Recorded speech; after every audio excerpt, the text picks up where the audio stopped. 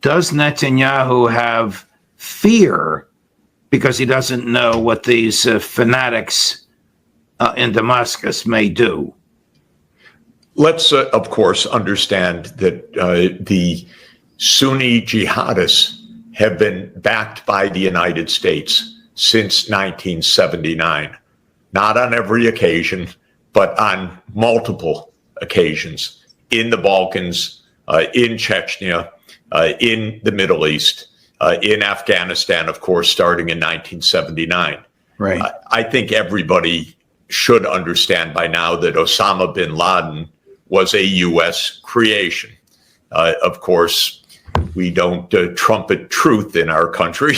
We don't have inquests and honest reports. We don't have CIA misdeeds examined. We haven't had a review of the CIA for 49 years since the Church Committee in 1975.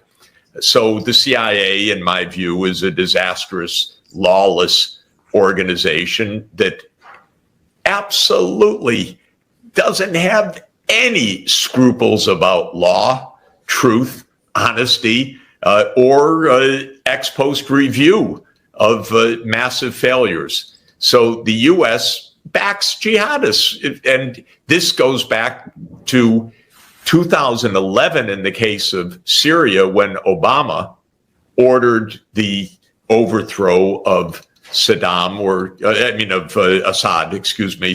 The overthrow of Saddam was ordered 8 years previously to that in 2003. Also an Israel-U.S. operation, I have to add. But the order by Obama of Assad's overthrow tasks the CIA with supporting jihadists, period. Right. So this is not something new. And I think it is very important for everybody to understand that the U.S. has been essentially at perpetual war in the Middle East since 2001 at Israel's behest, and on a list that was already known in 2001. And I don't mean a metaphorical list, I mean a literal list. And the list was explained to the American people by General Weslay Clark, the former Supreme Commander of NATO forces. We have that explanation with which you provided us. Now, the tape is in 2023, but he's talking about a time period before that. 2001. Eye-opening and terrifying. Chris? Right after 9/11, about 10 days after 9/11, I went through the Pentagon and I saw Secretary Rumsfeld and Deputy Secretary Wolfowitz. I went downstairs just to say hello to some of the people on the Joint Staff who had used to work for me, and one of the generals called me in. He said, "Sir, you got to come in. You got to come in and talk to me a second." I said, "Well, you're too busy." He said, "No." He says, "We've made the decision. We're going to war with Iraq."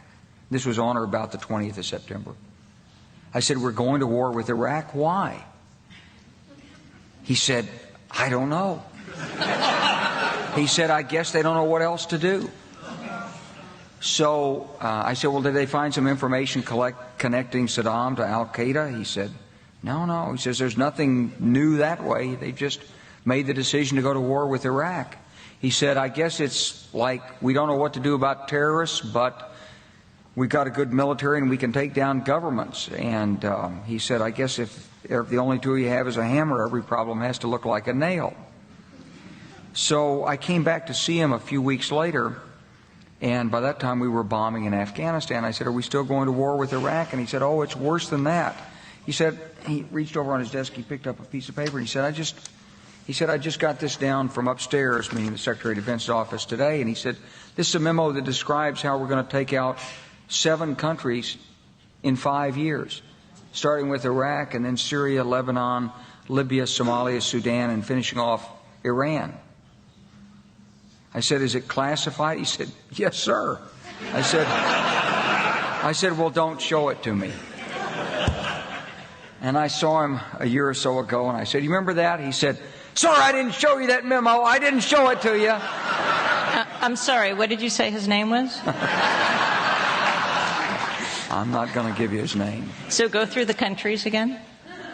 Well, starting with Iraq, then Syria and Lebanon, then Libya, then Somalia and Sudan, and then back to Iran. So when you look at Iran, you say, is it a replay? It's not exactly a replay, but here's the truth, that Iran from the beginning has seen that the presence of the United States in Iraq was a threat. A blessing, because we took out Saddam Hussein and the Baathists. They couldn't handle them. We took care of it for them. But also a threat because they knew that they were next on the hit list. And so, of course, they got engaged. They lost 1 million people during the war with Iraq. And they've got a long and unprotectable, unsecurable border. So it was in their vital interest to be deeply involved inside Iraq.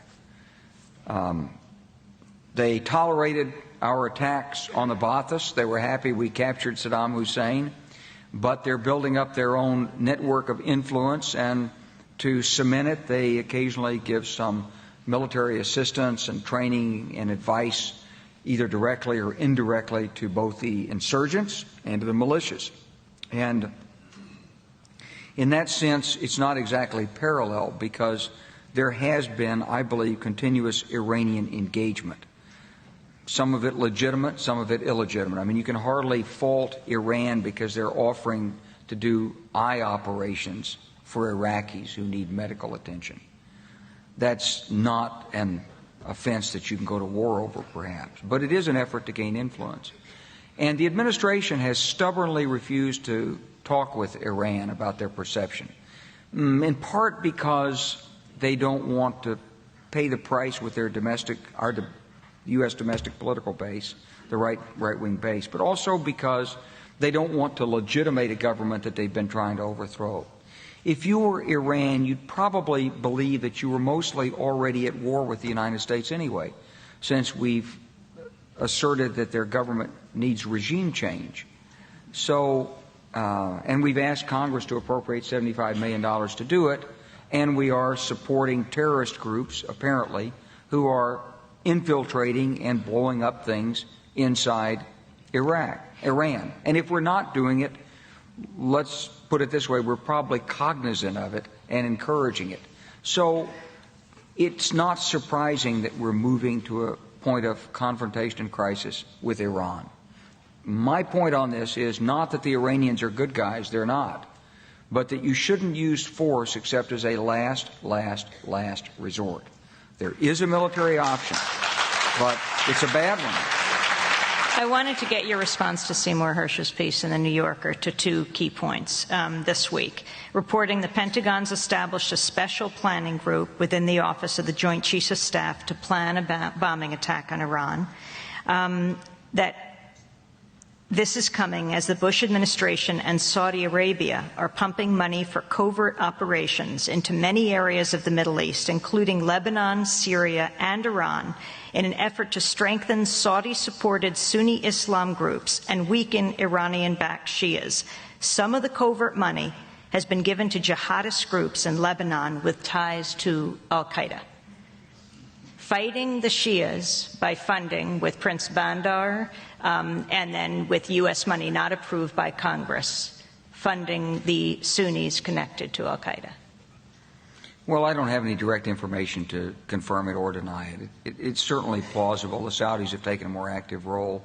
You know, the Saudis... you were just in Saudi Arabia. You just came back from Saudi Arabia. Yeah, well, the Saudis have basically recognized that they have an enormous stake in the outcome in Iraq, and they don't particularly trust the judgment of the United States in this area. We haven't exactly proved our competence in Iraq. So they're trying to take matters into their own hands. The real danger is, and one of the reasons this is so complicated, is because let's say we did follow the desires of some people who say, just pull out and pull out now. Well, yeah, we could mechanically do that. It would be ugly, and it might take 3 or 4 months, but you could line up the battalions on the road one by one, and you could put the gunners in the Humvees and load and cock their weapons and shoot their way out of Iraq. you'd have a few roadside bombs, but if you line everybody up, there won't be any roadside bombs, maybe some sniping. You can fly helicopters over, do your air cover, you probably get safely out of there. But when you leave, the Saudis have got to find someone to fight the Shias. Who are they going to find? Al-Qaeda. Because the groups of Sunnis who would be extremists and willing to fight would probably be the groups connected to Al-Qaeda. So one of the weird inconsistencies in this is that were we to get out early, we'd be intensifying the threat against us of a super powerful Sunni extremist group, which was now legitimated by overt Saudi funding in an effort to hang on to a toehold inside Iraq and block Iranian expansionism. But none of this surprises you, Professor Sachs. Well, I think that the hard part that we don't really discuss in America and that is not understood in America is that our foreign policy is deeply entrained at the scale of decades. So what one observes is not because Obama came in or Trump came in or Biden came in. We have a deep state. The CIA is the main continuation agency of that deep state, and it carries a basic foreign policy. The foreign policy of the United States since 1945 was to destroy the Soviet Union, and then after 1991 to try to do the same with Russia, and if not destroy it, to fundamentally weaken it.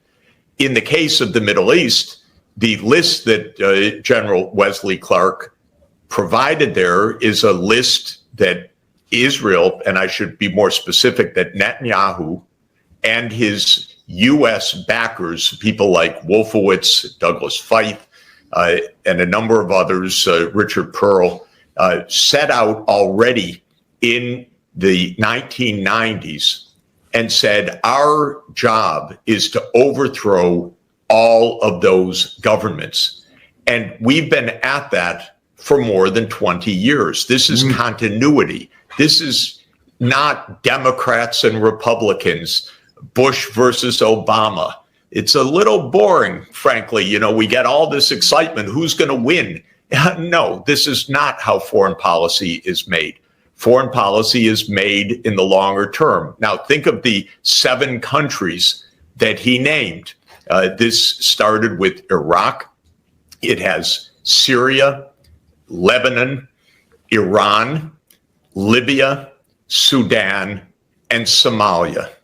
Now, I want people to understand the United States or its proxies have launched wars in 6 of those 7 countries.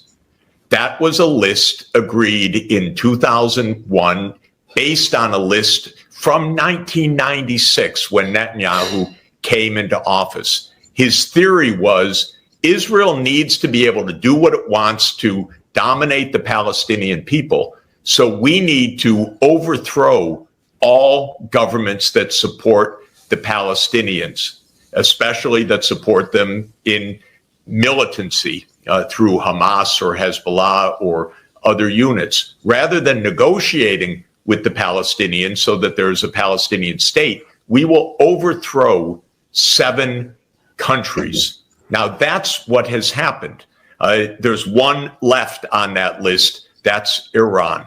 But 6 of them have now been the object of U.S. war. It started with Iraq in 2003, because there was a fig leaf of legality, just a fig leaf, mind you, in Iraq Liberation Act that Clinton and the Congress signed in 1998, making it official policy to overthrow Saddam Hussein back in 1998, not after 9/11. Then after 9/11, this list that Weslay Clarck was shown became actual war doctrine for the Pentagon. The idea was go into Iraq, then we'll go into Syria, we'll go into Lebanon, we will go into Iran, Somalia, Sudan, Libya. Now, what happened? the U.S. got tied down in Iraq for several years by the insurgency. And so the 7 wars in 5 years did not pan out on the timeline. But Obama came in and he was given the instructions. Mr. President, your job is next. That's Syria. And in 2011, Obama launched CIA operations to overthrow Assad at the behest of Israel. The United States backed Ethiopia to invade Somalia. The United States backed rebels to break Sudan into pieces. And now there's wars raging with millions suffering in Sudan and in South Sudan, thanks to the handiwork of the United States. Now, in 2011, Obama sent in NATO to bomb Libya. That's another 13 years of war. And the one that Netanyahu wants, the big prize, that hasn't happened yet, but he's just trying every which way to get the United States to go to war with Iran. It's 6 out of 7 right now, and not one of those 6 is stable and peaceful. Not one. This is a devastation that the U.S. has unleashed at the behest of Israel. And this is all in Netanyahu's crazy idea that since he won't compromise with the Palestinians, better to destroy half the Middle East. That's right. The idea. And the question for me is, does President Trump know that the U.S. does not have an independent foreign policy at this stage? Is President Trump just going to go along with the Israel lobby the same way? That's the big campaign backers. That's the normal thing. Is he just going to keep American foreign policy in the hands of Netanyahu? Or is President Trump going to do what an American president should do and say, U.S. foreign policy is for the U.S. It's not for Israel. No more wars on Israel's behalf. $7 trillion into this.